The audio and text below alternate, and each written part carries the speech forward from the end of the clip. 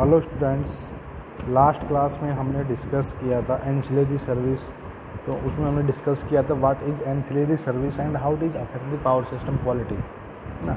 तो जो restructured power system है या जो आपका नॉर्मल भी पावर सिस्टम है, उसके अंदर कुछ एसेंशियल आपकी रिक्वायरमेंट रहती है। जैसे किसी भी सिस्टम का या किसी भी बस का जो वोल्टेज है वो एक सर्टेन लिमिट से आपका नीचे नहीं जाना चाहिए, ठीक है ना। तो और जो फ्रिक्वेंसी है, क्योंकि जो सारे के सारे जनरेटर्स हैं वो सारे के सारे सिंक्रोनाइजेशन के साथ में कनेक्टेड है।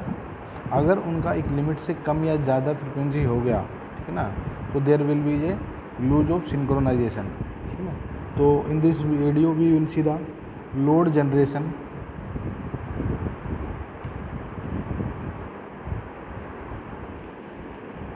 बैलेंसिंग रिलेटेड सर्विसेज, ठीक ना। These are essential ancillary service which we use in the restructured power system, ठीक है ना।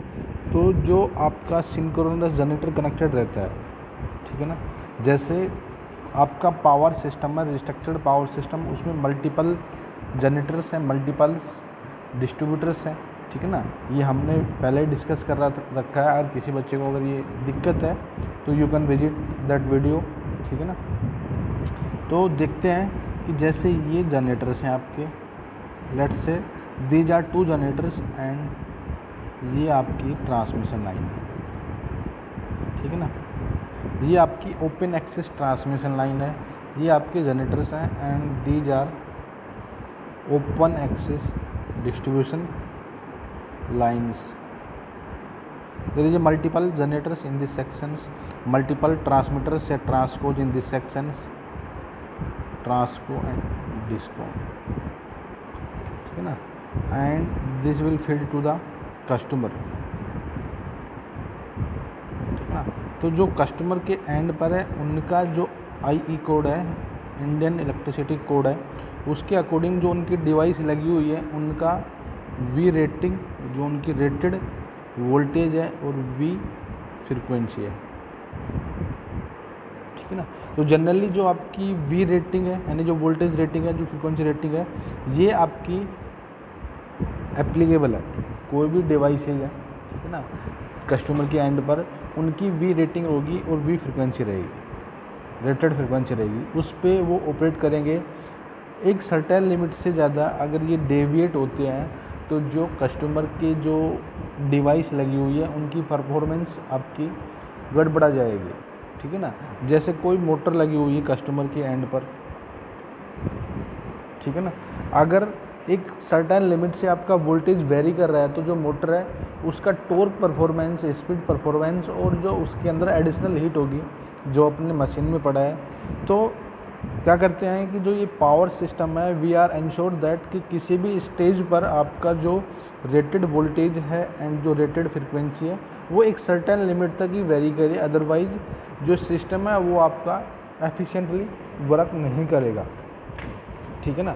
देखो जैसे ये आपका मैंने ये बना रखा है, यहाँ पर मैं बना देता हूँ। ये आपका जनरेटर G1 है, G1 G2।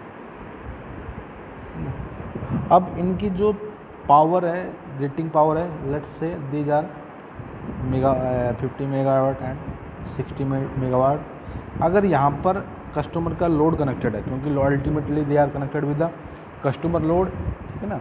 तो यहाँ पर देखो अगर they can feed up to 110 megawatt, they can feed power up to 110 megawatt.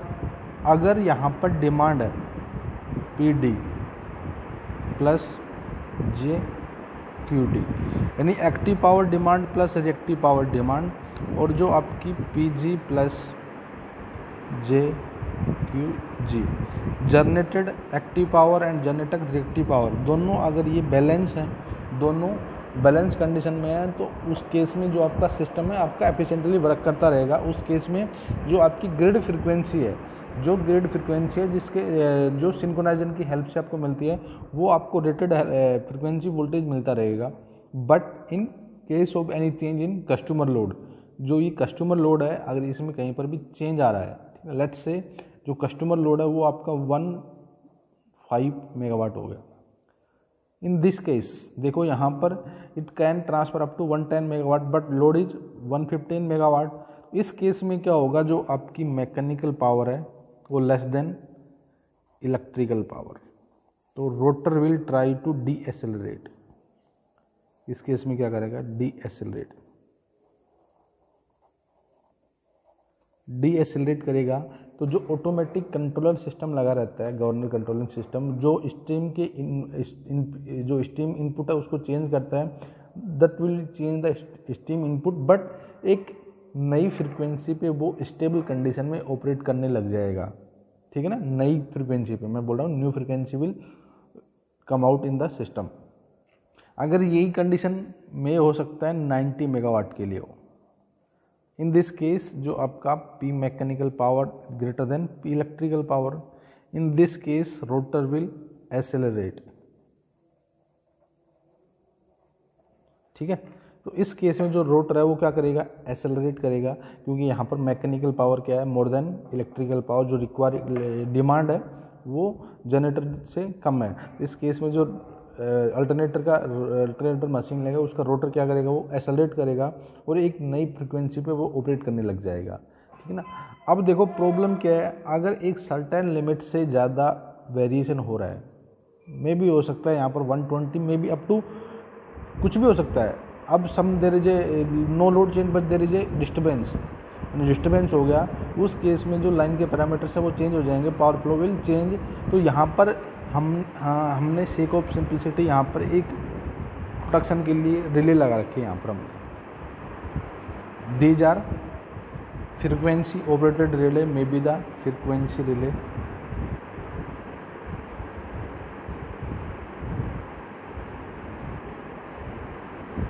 that may be the under frequency or over frequency relay। अगर एक सर्टेन लिमिट से फ्रिक्वेंसी ड्रॉप हो रही है, इंक्रीज हो रही है, तो जो ये रिले है ये आपकी ऑपरेट हो जाएगी। लेट्स से अगर कोई लोड डिस्टर्बेंस आ रहा है कि ये जो आपकी जो जनरेटर 1 है इसका जो रिले है, फ्रिक्वेंसी ऑपरेटेड रिले है, वो ऑपरेट हो गया, क्योंकि जो यहाँ पर फ्रिक्वेंसी लिमिट थी वो मोर देन डिजायर्ड लिमिट थी। उस केस में ये आपकी रिले ऑपरेट हो जाएगी और सिस्टम को आइसोलेट कर देगी। यहाँ से सिस्टम को आइसोलेट कर देगी, जो G1 है वो सिस्टम से आइसोलेट हो गया। ठीक है ना, क्योंकि एक डिजायर्ड लिमिट से ज़्यादा अगर कुछ सिक्योरिटी प्रोविज़न आ रहा है तो इस केस में जो ऑटोमेटिक कंट्रोल सिस्टम है वो उसको आइसोलेट कर देता है for the sake of protection या सिक्योरिटी के लिए इसको आइसोलेट कर देता है। अब देखो यहाँ पर it can deliver up to 60 megawatt but load is very large at compare to G2। अब क्या होगा, सिस्टम के अंदर और ज़्यादा ड्रॉप आएगा फ्रिक्वेंसी का, क्योंकि पहले से ही एक तो G1 आइसोलेट हो गया सिस्टम से। नाउ जो G2 है it can not deliver sufficiently power to the load, क्योंकि लोड जो जनरेटर G2 है इसके पास सफिशिएंट अमाउंट ऑफ पावर नहीं है कि वो लोड को डिलीवर करे। इस केस में वो और ज़्यादा डीएसेलेट होगा और आपका में हो सकता है कि पूरा का पूरा सिस्टम आपका कोलैप्स हो जाए। ठीक है ना। तो इन जो इश्यूज हैं, इन इश्यूज के बचने के लिए, ठीक है ना, we have some ancillary service, यानी एंसिलरी सर्विस क्या है, 2000 essential service which are required to maintain grid stability as well as the grid security reliability. ठीक है ना। तो देखते हैं फ्रीक्वेंसी कंट्रोल कैसे करते हैं। तो in the previous semester you have read drooping characteristic of the generators. ठीक है ना, ड्रूप कैरेक्टरिस्टिक, ड्रूप यानी चेंज इन स्पीड और में भी कह सकते हैं change in frequency. Drooping characteristic यानी कोई भी एज अल्टरनेटर है उसका जो आउटपुट है और जो फ्रीक्वेंसी रिलेशन है, इसमें अगर एक ग्राफ ड्रॉ करें कि जैसे जैसे उसका पावर इंक्रीज या डिक्रीज कर रहे हैं तो हमको एक ऐसा ग्राफ मिलेगा। तो जो इसका आउटपुट है वो स्लाइटली ड्रॉप हो रहा है, यानी जैसे जैसे अपन पावर इंक्रीज कर रहे हैं जो इसका फ्रीक्वेंसी ग्राफ है वो डिक्रीज हो रहा है। ठीक है ना। तो यहाँ पर जब पावर आपकी 0 है, ठीक है ना, नो लोड कंडीशन है FNL, ठीक है ना, it can generate up to F no load, यानी जो इसकी फ्रीक्वेंसी होगी FNL होगी, यानी frequency at no load, FNL is equal to the frequency at no load and at the maximum point that can bear Pmax, ये आपकी है full load, ठीक है ना।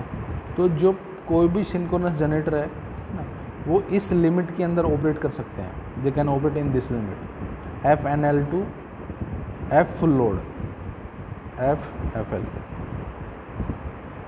फ्रीक्वेंसी एट फुल लोड, ठीक है। यहाँ तक तो ये ड्रूपिंग करैक्टरिस्टिक है। अकॉर्डिंग टू ड्रूपिंग करैक्टरिस्टिक जो सिंक्रोनस जनरेटर है, दे will share their output. Let's say ये आपका जनरेटर है G1, ठीक है ना, जो इसकी FNL1 है and that is the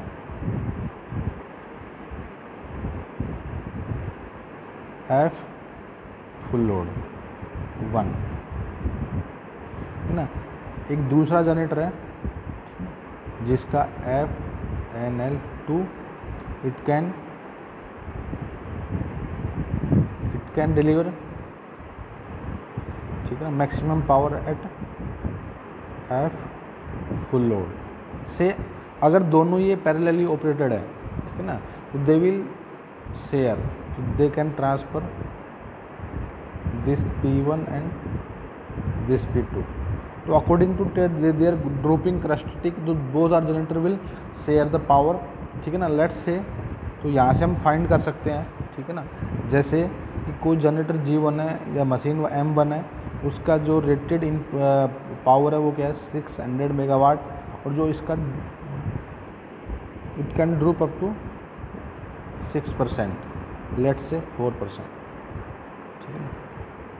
G2 400 megawatt power and dropping characteristic are 6%.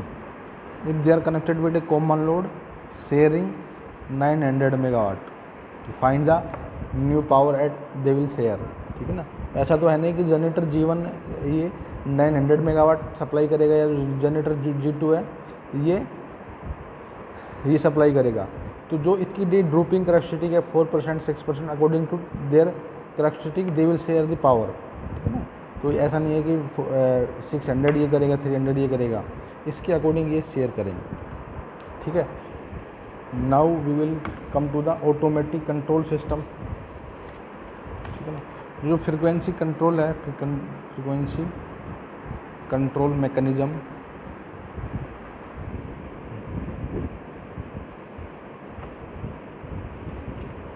Frequency regulation,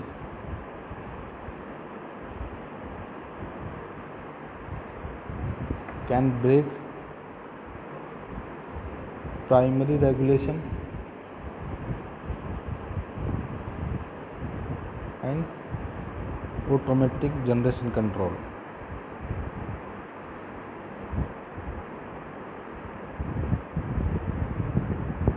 Or they have some tertiary arrangement also.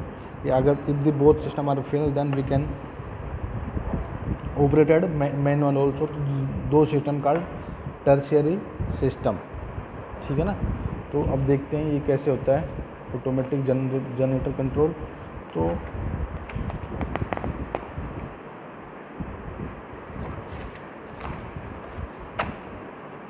ठीक है, तो जनरेटर है उसका इनपुट टरबाइन के साथ में कनेक्टेड रहता है। इसकी स्टीम के इनपुट को चेंज करके हम जो गवर्नर है उसकी स्पीड को चेंज कर सकते हैं, ठीक है ना।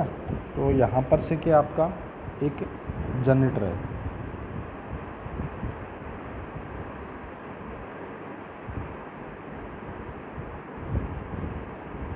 जनरेटर कपल्ड विद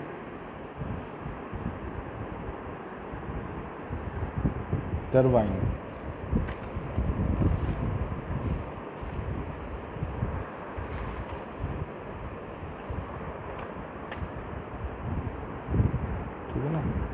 और we will feed steam input to the turbine। जब स्टीम इनपुट करेंगे तो we know the generation theory, steam input को चेंज करके we can change the turbine speed and the turbine जो शाफ्ट है वो generator के साथ शाफ्ट के साथ में कनेक्टेड है, तो we can change the generator speed, और by changing the generator speed we can change the frequency output. तो हमें these are field winding and called exciter, ठीक है ना।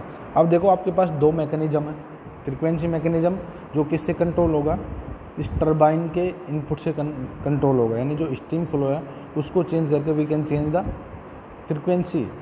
और आपके पास दूसरा क्या है, एक्साइटर, जिसकी एक्साइटेशन को चेंज करके we can change the output voltage, यानी जो आपका आउटपुट वोल्टेज है वो directly related to the reactive power control, and reactive power control की हेल्प से we can control the output voltage, ठीक है ना। अगर आपका रिएक्टिव पावर बैलेंस है, अगर जे क्यू डिमांड है जे क्यू जी, अगर दोनों इक्वल है तो जो एवरी पॉइंट वोल्टेज आपका क्या रहेगा, कांस्टेंट रहेगा। बट अगर आप डिमांड में कहीं चेंज हो रहा है तो आपकी जो रिएक्टिव पावर है चेंज होगा रिएक्टिव पावर के अंदर, ठीक है ना। तो आपका इस तरीके से ये चेंज होगा। तो हम क्या करते हैं, यहाँ से आपका लोड कनेक्टेड है, ठीक है ना, ये लोड कनेक्टेड है, इस लोड से हम क्या करेंगे, फ्रीक्वेंसी सेंसर लगाएंगे, ठीक है ना। यहाँ से फ्रीक्वेंसी सेंसर लगाएंगे, जो एक्चुअल फ्रीक्वेंसी है ग्रिड की, जो एक्चुअल फ्रीक्वेंसी है उसको सेंस करेगी and that will feed to the comparator. अब कंपैरेटर के अंदर एक हम दे देंगे रेफरेंस एफ, रेफरेंस फ्रीक्वेंसी दे देंगे, and reference frequency F reference minus F actual, ठीक है ना। ये क्या हो जाएगा आपका एरर आएगी, वाट एवर में भी द एरर, पॉजिटिव एरर आ सकती है आपकी, नेगेटिव एरर आ सकती है, ठीक है ना। अगर आपकी ये जो एक्चुअल फ्रिक्वेंसी है मोर देन रेफरेंस फ्रिक्वेंसी है तो इसका मतलब आपकी नेगेटिव एरर है। अगर आपकी जो रेफरेंस फ्रिक्वेंसी है वो ग्रेटर देन एक्चुअल है, इसका मतलब कि आपकी पॉजिटिव एरर है। तो इस एरर को हम एक एप्रोप्रिएट कंट्रोलर को फीड करेंगे and controller will change the steam input,